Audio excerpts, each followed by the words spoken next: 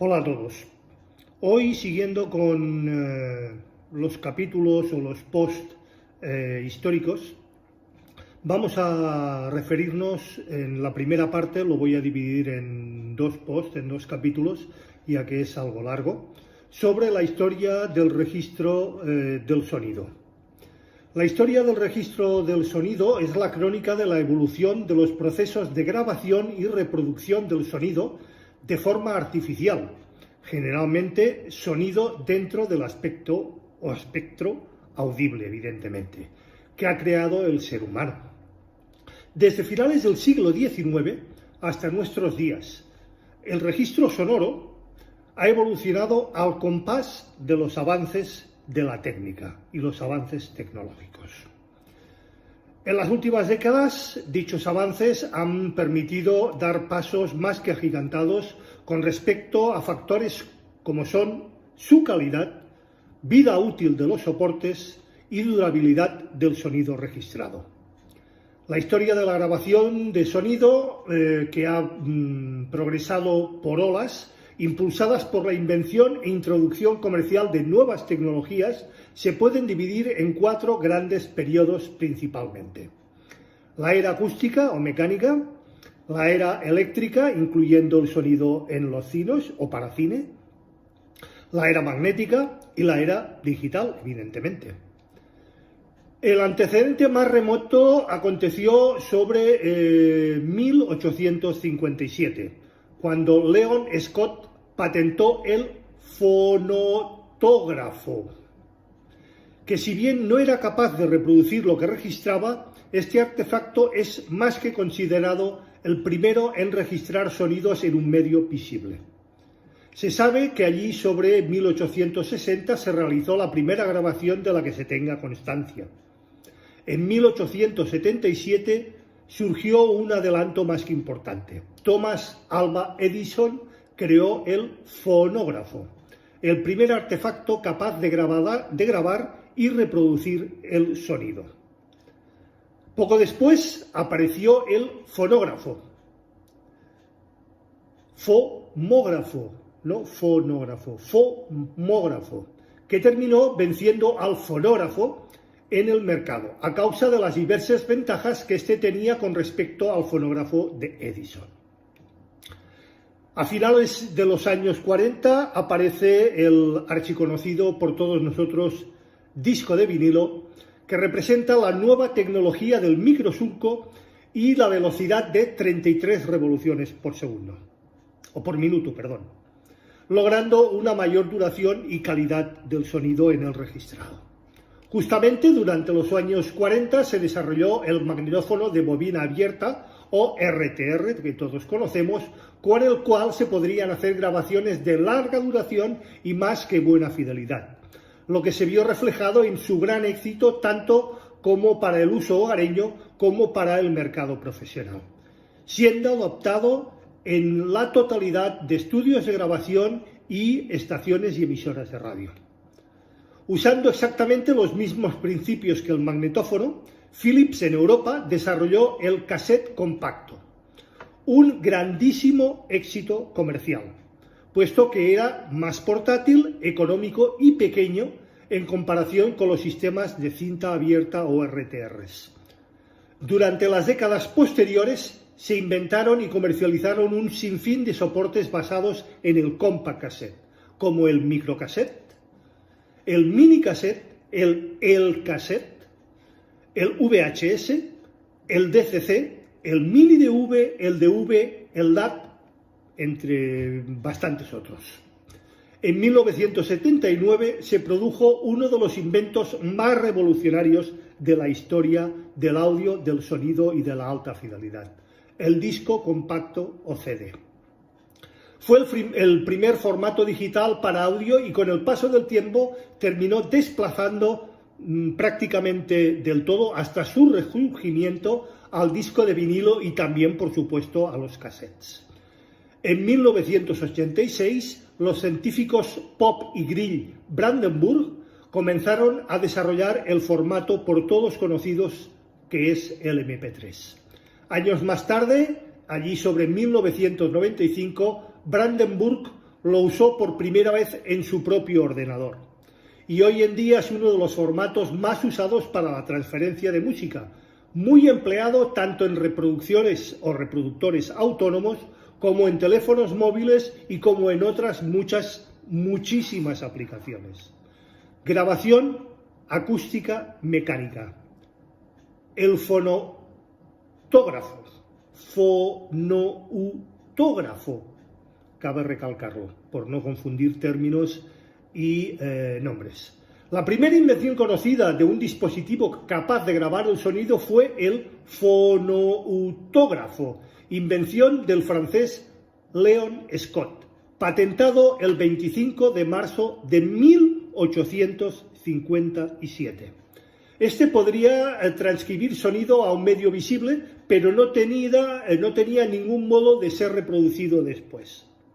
El aparato consistía en un cuerno o un barril, el cual recogía las ondas sonoras y hacía de membrana, o hacía como una membrana, a la que estaba atada una cuerda. Cuando llegaba el sonido, esta vibraba y se movía y el sonido podía grabarse en un medio visible. El fonautógrafo o fonautógrafo era considerado como una curiosidad de laboratorio para el estudio propio de la acústica y de sus características. Era usado para determinar la frecuencia de un tono musical y para estudiar el sonido y el habla. No se entendió hasta después del desarrollo del fonógrafo que la onda grabada por el fonautógrafo era, de hecho, una grabación del sonido que solo necesitaba de un medio de reproducción adecuado para sonar, evidentemente, y ser escuchada por un usuario final, o por un usuario o por un oyente. Un equipo logró tener acceso a las grabaciones del fonautógrafo de Léon Scott, que estaban guardados en la oficina de patentes de la Academia des Sciences François. Escanearon el papel en relieve con un sofisticado programa de ordenador desarrollado años antes por la Biblioteca del Congreso de los Estados Unidos. Las ondas del papel fueron traducidas por el ordenador a sonidos audibles y, por lo tanto, reconocibles. Uno de ellos, creado el 9 de abril de 1860, resultó ser una grabación de 10 segundos de muy baja fidelidad para poder ser reconocida, de alguien cantando la canción popular francesa Au clair de lune, en la versión de Pierrot Répondit. Este fotoautograma es la primera grabación de sonido conocida, y así como la primera grabación que es empíricamente posible de reproducir o reproducible. Muy anterior a la grabación de un reloj parlante de Frank Lambert y a la de un concierto de Georg Friedrich Händel realizada por la compañía Edison, que datan de aproximadamente 2-3 décadas después, respectivamente. Ya en 2008, estudiosos de la historia del sonido estadounidense lograron reproducir por primera vez el sonido grabado por el dichoso fonautógrafo. Fonógrafo y gramófono. El inventor estadounidense Thomas Alva Edison anunció la invención de su primer fonógrafo el 21 de noviembre de 1877. Mostró su dispositivo por primera vez 8 días después. Lo patentó el 19 de febrero de 1878. También al poco tiempo patentó el megáfono. Al principio se utilizaron cilindros de cartón recubiertos de papel de estaño y posteriormente se probó con cartón parafinado, para que finalmente aparezca en 1890 el cilindro por todo conocido de cera macizo, que terminó siendo el medio consolidado de dicho invento. El cilindro de cera era de mayor calidad y durabilidad, de ahí su éxito comercial. El fonógrafo utiliza un sistema de grabación mecánica, totalmente mecánica, en el cual las ondas sonoras que pueden ser producidas por la voz u otros medios son transformadas en vibraciones y estas en un surco trazado de forma vertical al que más tarde se le pasará una aguja y la misma recogerá las vibraciones en un cilindro del fonógrafo. El fonógrafo, a diferencia del fonoutógrafo, del cual no se podían reproducir sus grabaciones, fue el primero que pudo tanto grabar como reproducir dichos sonidos. Este aparato en un principio era popular, conocido como la máquina parlante, del inglés The Talking Machine. Un alemán radicado en Estados Unidos de nombre Emil Berliner inventó en 1887 y patentó en 1888 el gramófono. Este nuevo artefacto e invento se trataba de un plato giratorio, un brazo, una aguja o púa con una bocina y un motor de cuerda al cual giraba a aproximadamente 80 revoluciones por minuto. Ya nos empieza a sonar. Al principio los fonógrafos usaban motores a cuerda, los cuales no eran capaces de controlar la velocidad constante de aproximadamente 80-78 revoluciones por minuto. No hasta la llegada de los motores síncronos, evidentemente.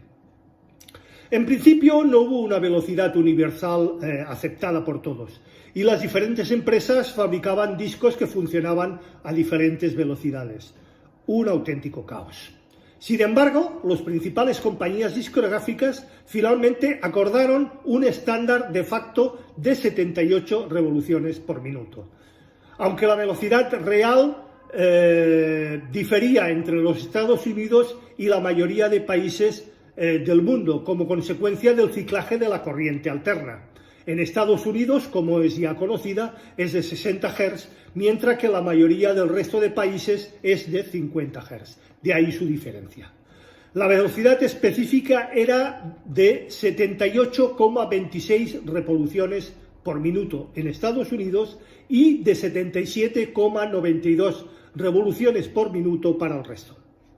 Al principio, los discos que vendía la compañía Gramophone de Berliner usaban la ebonita, goma endurecida, y lo que ellos denominaban como vulcanite, empleados en la medida experimental de 5 pulgadas. Pero se comercializaron durante un periodo extremadamente muy corto, ya que era un soporte meramente experimental. En noviembre de 1894 aparecieron los discos de 7 pulgadas. Sin embargo, los discos de goma endurecidos no tenían el sonido tan fiel como el del fonógrafo, y esto producía su baja comercialización. El sello Columbia Records fue el primero en introducir al mercado discos con ambos lados grabados en Europa, solo para Europa. El fonógrafo acabó imponiéndose absolutamente sobre, el fonófono terminó imponiéndose sobre el fonógrafo, por el menor coste de producción de las grabaciones destinadas a este dispositivo, dado que a partir de un único molde original podrían realizarse, y de hecho se realizaban y se siguen realizando, miles de copias. Mientras que para grabar cilindros en masa se necesitaban varios fonógrafos grabando dichos cilindros. También el mecanismo del gramófono era más sencillo, barato y tenía mayor duración. Por esas razones, este permaneció y desbancó y desplazó totalmente al fonógrafo. Sin embargo, el fonógrafo tuvo, por un lado y por algún tiempo, una gran ventaja con respecto al gramófono. El usuario podía realizar grabaciones caseras, hecho que se pudo hacer realidad de nuevo con los magnetófonos de alambre y más tarde con los magnetófonos de cinta. Este último con un más que gran éxito comercial.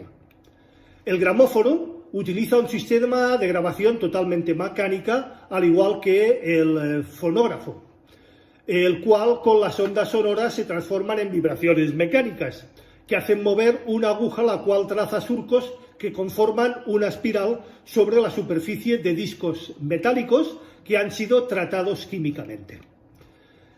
En forma inversa, al recorrer el surco de un disco con una aguja, se generan vibraciones mecánicas, las cuales se transforman en sonidos emitidos por la bocina.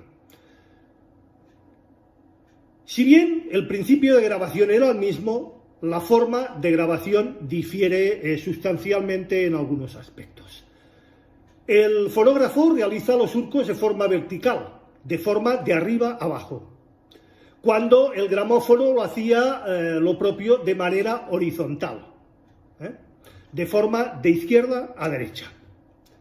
Recordemos que el formato de 33 revoluciones por minuto apareció en 1929. Al reducir la velocidad, dotaba al disco, evidentemente, de mucha mayor duración.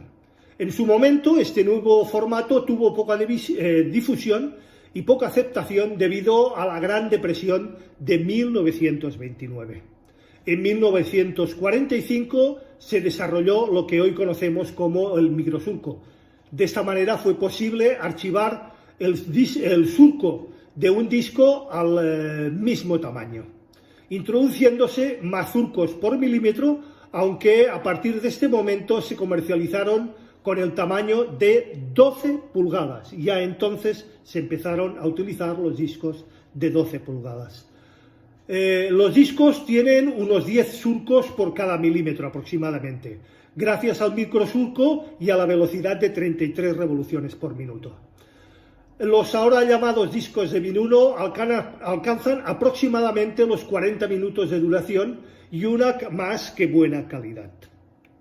Aproximadamente en 1934 aparecieron los discos que hoy conocemos como discos de acetato. Estos permitían una grabación rápida, la cual no necesita de ningún tratamiento químico, ni anterior ni posterior. Su principal inconveniente es que era solo que duraban unos 5 o 6 reproducciones. En los Estados Unidos se dio por obsoleto el antiguo formato de 78 revoluciones por minuto, allí sobre el año 1959. Este formato tardó 30 años en ser superado por el 33 revoluciones por minuto que ya hemos comentado y visto. El problema había sido que dicho formato se había desarrollado, como ya hemos mencionado, en la época de la crisis de 1929. Las complicaciones, o más que complicaciones económicas del momento, dificultaban en gran medida la compra de nuevos equipos para la reproducción de disco por parte del gran público. Y a su vez era difícil la manufactura de estos aparatos y su compra era realmente muy difícil. Pasemos a la grabación eléctrica. En 1925 los discos se empezaron a grabar de forma eléctrica, sustituyendo al sistema mecánico vigente hasta ese momento. Tocadiscos. Ya he comentado ampliamente en otro post sobre sus diferentes tecnologías, ventajas e inconvenientes. Os recomiendo que lo veáis. El tocadiscos apareció por primera vez en 1925, justo cuando aparecen los primeros amplificadores a válvulas. También hemos hablado de ellos y de su historia y de su evolución. También recomiendo su visionado. El tocadiscos está constituido por un plato giradiscos que rota por tracción eléctrica o por tracción electromecánica, los que son de polea o de transmisión por goma, y un brazo cuya punta está dotada de una aguja que es sensible a las vibraciones producidas cuando ésta recorre el surco del vinilo. Las vibraciones se transforman en una señal eléctrica mediante la cápsula, en principio utilizando un efecto piezoeléctrico, las llamadas cápsulas cerámicas, y más tarde mediante la cápsula magnética con una bobina e imán en su interior entregaban una señal más débil pero de mayor o ampliamente mayor fidelidad. La salida de la cápsula va evidentemente a un amplificador, el cual mostrará lo registrado en el disco a través de los altavoces conectados al mismo.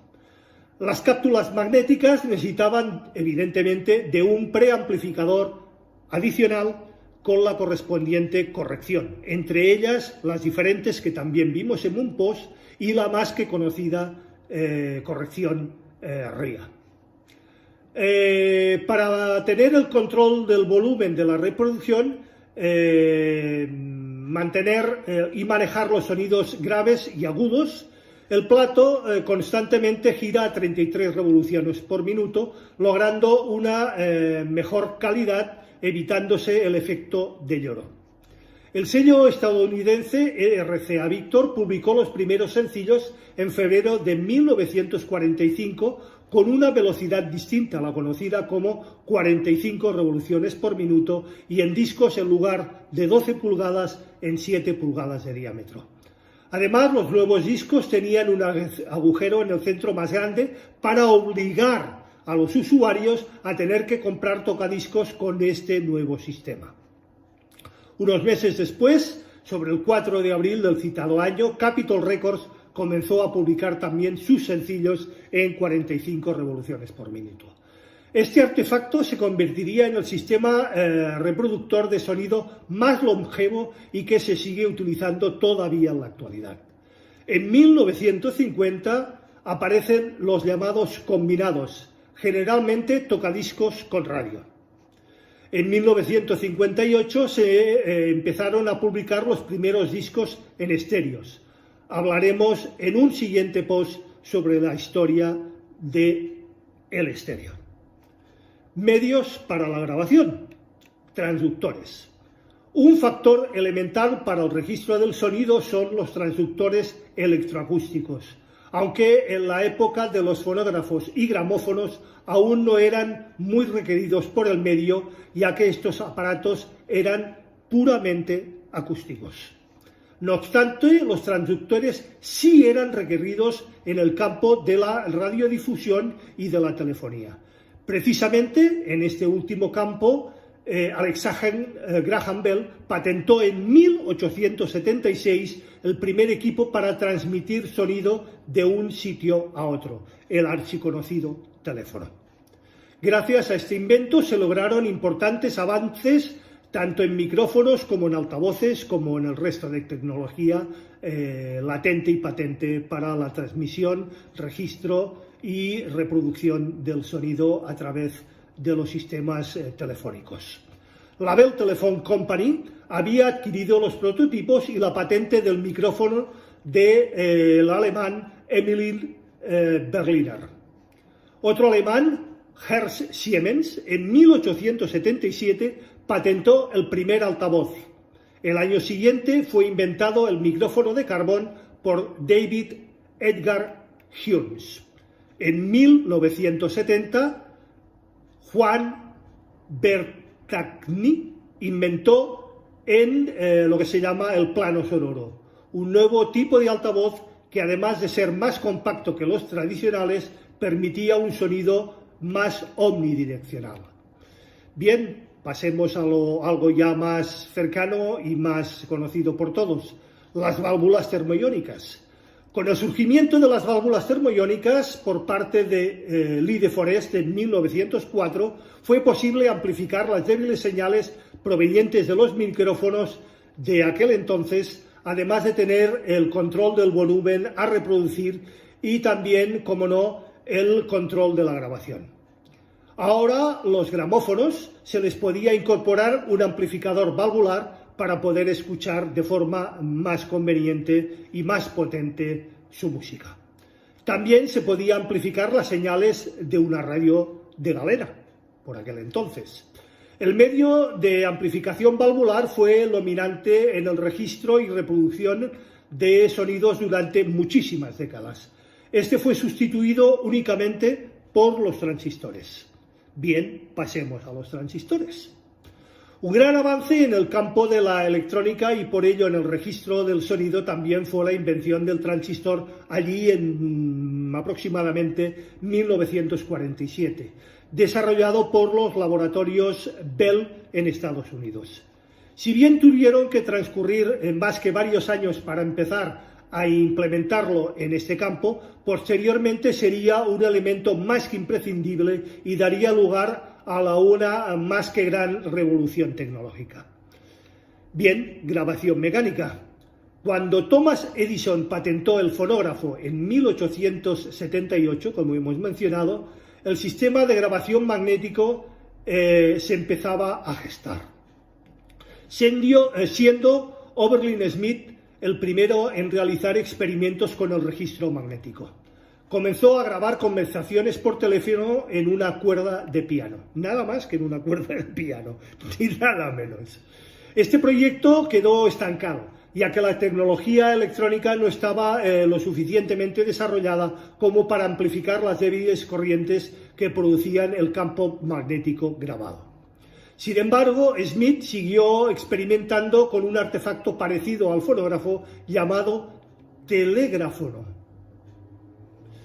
Smith publicó allí sobre 1888 un artículo relacionado con esto en la revista The Electrical World. El apartado se titulaba Algunas posibles aplicaciones del fonógrafo.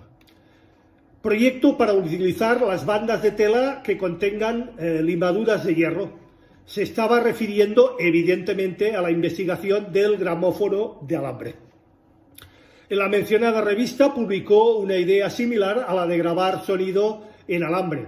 Era el de grabar un sonido por un alambre enrollado en un cilindro con un electroimán, el cual estaba conectado a un micrófono de carbón con una batería y de este modo generaba un circuito en serie. Su funcionamiento era similar a la del fonógrafo, pero este era más eléctrico que acústico. Las oscilaciones eléctricas del micrófono, que son provocadas por la diferencia de potencial de la batería, hacen que el electroimán genere campos magnéticos que son grabados en el alambre enrollado a dicho cilindro. El telegráfono fue perfeccionado por el inventor danés Valdemar Poulsen, quien fue quien lo patentó. El invento fue expuesto la primera vez durante la Exposición Universal de París de 1900, lo que despertó la curiosidad de muchos de los que lo vieron y de los visitantes a la feria. Poulsen perfeccionó el invento allí sobre 1903, al introducir la polarización por campo continuo. Estábamos avanzando en lo que conocemos como magnetófonos. Sin embargo, este invento pasó inadvertido, ya que el público se había adaptado a los discos gramofónicos. Como consecuencia, el registro magnético cayó en el olvido, siendo un claro exponente la quiebra de la American Telephone Company. A pesar de esto, los laboratorios siguieron experimentando con el registro magnético y el procedimiento magnético a alta velocidad. Así descubrieron la polarización magnética por el campo alterno de alta frecuencia. Este invento fue patentado en agosto de 1927. Bien, el magnetófono de alambre. En 1911, con un simple invento del Guy de Forest, el tubo audición o audión, más tarde desarrollado y conocido como tríodo, fue posible amplificar estos campos magnéticos y hacer más que una realidad el magnetófono de alambre, el primer sistema magnético realmente de audio. No fue hasta aproximadamente 1930 que se pudo crear un grabador de alambre con suficiente fidelidad para lanzarlo al mercado. Antes de comenzar la Segunda Guerra Mundial y durante el periodo bélico, los aliados usaron los grabadores de alambre, también lo hacían en grabaciones de pasta shellac, acetato o goma de laca a 78 revoluciones por minuto. La posibilidad de grabar el alambre hacía que este tipo de máquina fuese un dispositivo importante a la hora de enviar los mensajes en tiempos de guerra. Inicialmente la grabadora se utilizó para registrar el alfabeto Morse, ya que los equipos eran capaces de reproducir únicamente estados de magnetismo y no monomagnetismo. Más tarde fue posible grabar sonidos más complejos. Las versiones militares fabricaban el alambre con material antioxidante, particularmente añadiéndole cromo, pero las versiones civiles no. Y por ello, en poco tiempo, el óxido se encargaba de destruirlas y dañarlas completamente. Era un problema de costos y de competencia. La grabadora de cinta ya estaba en el mercado para su uso comercial. Aunque el alambre solía enredarse y romperse, la manera más inmediata de repararlo era simplemente anulándolo, aunque debía de ser de una forma muy particular, y esto era imposible de hacer con las cintas de grabaciones modernas. Bien, pasemos al magnetófono de bobina abierta o RTR. En 1928, el alemán Fils Plaufemer solicitó una patente similar en cuanto al principio del grabador de alambre. Este utilizaba tiras de papel o material plástico recubierto con sustancias polivarientas. Una de las primeras máquinas industriales basada en los principios de Paulsen fue construida por el alemán Steyl, quien fundó la compañía Telefon Patent Syndikat. El soporte empleado era un hilo de acero al cobalto de 0,2 milímetros que se empleaba a una velocidad de 1,2 metros por segundo, polarizando por un campo continuo. Pero esta máquina ofrecía resultados extremadamente pobres. Mucha distorsión, además de un importante y reconocible ruido de fondo. En 1930, AEG, Allgemeine Elektrizitätsgesellschaft, no sé hablar el alemán, en Berlín decidió iniciar el desarrollo de la máquina magnetófono, basado en los principios de Fritz Plaumer, y en 1932 este otorgó los derechos para su uso a la mencionada AEG. La empresa alemana comercializó los primeros magnetófonos de alambre en 1933. Ellos querían desechar las cintas de papel recubiertas de óxido de metal porque se deterioraban con muchísima rapidez. Por ello se asoció con la firma química alemana IG Frank Industrien, IG Flambe, filial de la multinacional química y superconocida alemana BASF, Verditch, Anilin und Soda Fabrik. Insisto, no sé hablar alemán. Para desarrollar una cinta de forma más que conveniente y de forma apropiada. Estas cintas plásticas eran mucho más ligeras que las anteriores de papel sólido, lo que permitió que se fabricaran magnetófonos mucho más pequeños y menos costosos. La cinta constaba de una lámina de acetato de celulosa como material de soporte, recubierto a su vez por una laca de óxido de hierro como pigmento magnético y acetato de celulosa como emulsionante o multinante. La empresa BASF en 1964 ya había producido unos 50.000 metros de este nuevo tipo de cinta. El magnetófono K1, desarrollado por Telefunken AEG, y la cinta magnética manufacturada por BASF fueron presentados al público por primera vez en 1935 en la Exposición Radiotécnica de Berlín. En 1936 el juzgado de Alemania canceló la patente de Plaufemer, puesto que su idea era recubrir una cinta con polvo de hierro que se había patentado anteriormente por Waldemar Paulsen en 1898 y en 1899, por lo que Paulsen se descartó como el inventor de la grabación magnética. El magnetófono K1, como hemos mencionado, fue el primer modelo en sustituir el alambre de acero por la cinta de acetato de celulosa. Al año siguiente, los ingenieros de BASF registraron la Sinfonía número 39 de Wolfgang Amadeus Mozart durante la visita a Alemania de la Orquesta Filarmónica de Londres, con más que buenos resultados en dicha grabación. Paralelamente, el 23 de noviembre de 1934, un inventor argentino, Fernando Crudo, patentó el fotoliftófono, un sistema de registro sonoro que grababa y reproducía sonido en papel imprenta, con la intención de facilitar y a muy bajo costo el acceso de la grabación al público y a la música reproducida. Este invento fue el primer en utilizar el tipo óptico analógico.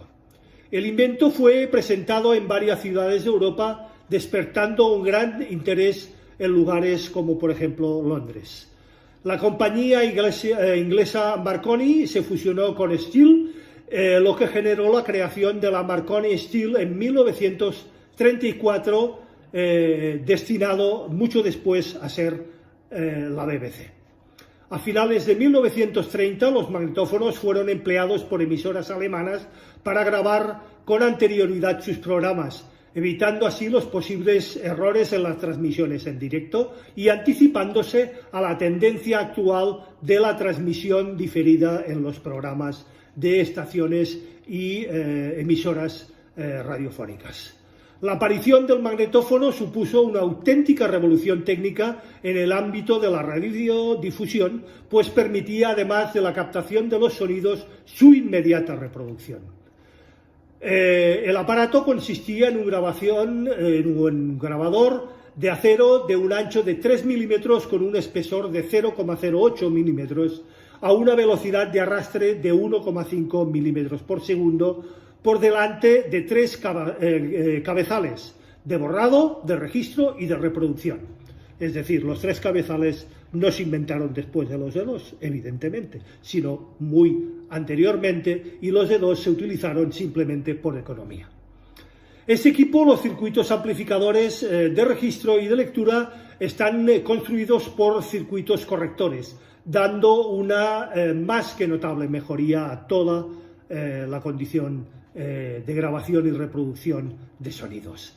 La empresa BAF hizo la primera grabación pública usando un magnetófono AEG de cinta magnética en 1936, con un concierto de la Orquesta Filarmónica de Londres, como hemos dicho, en su visita a Alemania. La grabación tuvo lugar en el propio salón de conciertos de la empresa BAF en Wilhelmshaven el 19 de noviembre de 1936. Sir Thomas Beecham dirigía la orquesta que interpretaba la sinfonía número 39 de Wolfgang Amadeus Mozart. Los resultados fueron francamente decepcionantes debido a la baja calidad de este nuevo artefacto. AEG tuvo que hacer muchas modificaciones y modificar y mejorar su artefacto para evolucionar y perfeccionar estos inconvenientes.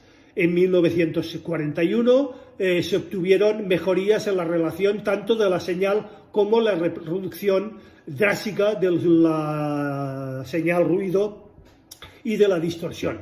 Se logró utilizando campos alternos de alta frecuencia para la fase de borrado y la polarización magnética del medio de registro.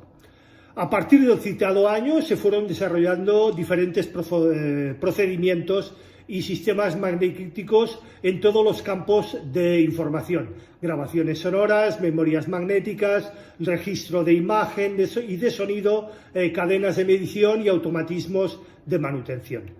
Los primeros magnetófonos de aficionado para el uso hogareño aparecieron allí por 1950 y eran de bobina de cinta abierta.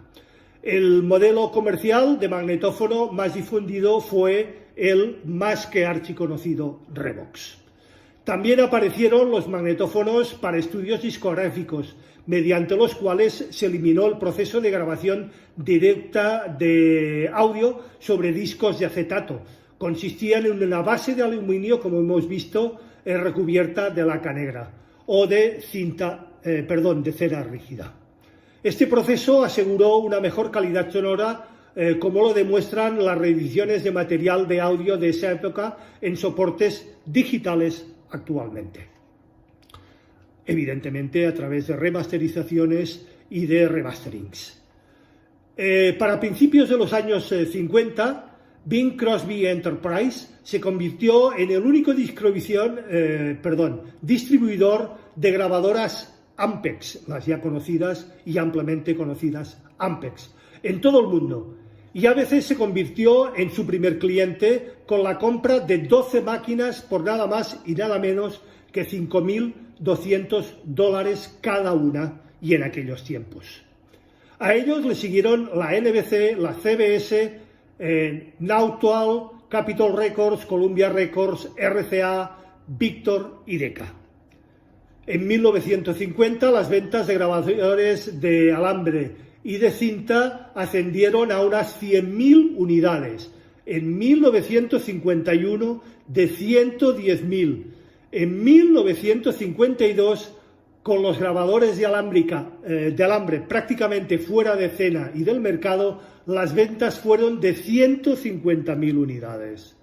En 1953 se vendieron nada más y nada menos que 200.000 máquinas, mientras que al año siguiente las ventas subieron en unas 25.000 unidades más. Y ya para 1955, año del nacimiento del rock and roll, se vendieron nada más y nada menos que 360.000 magnetófonos de bobina abierta.